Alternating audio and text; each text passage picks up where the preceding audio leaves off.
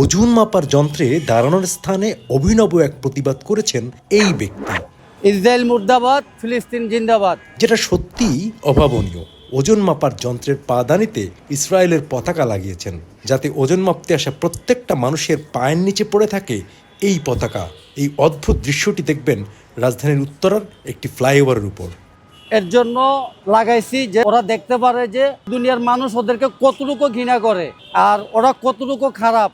Israel মুর্দাবাদ, ফিলিস্তিন জিন্দাবাদ। একটা ফিলিস্তিনি বাচ্চা দেখছি ছোট মেশিনে ইসরায়েলের ফ্ল্যাগ লাগায় ওজন মাপাইতেছে, তখন এখান থেকে যে আমিও লাগাবো। তার একটা উদ্যোগ নিয়েছি ইনশাল্লাহ, এখানে ইসরায়েলের ফ্ল্যাগ একবারে বড় করে লাগাই দিব, আর এখানে একটা ইন্ডিয়ার ফ্ল্যাগ। এখানটা যতজন লোক যায় তার থেকে আপনার 80% লোক আমাকে থ্যাংক ইউ, ধন্যবাদ এগুলা বলে যায় একমাত্র শুধু ইসরায়েলের ফ্ল্যাগটা লাগানোর কারণে।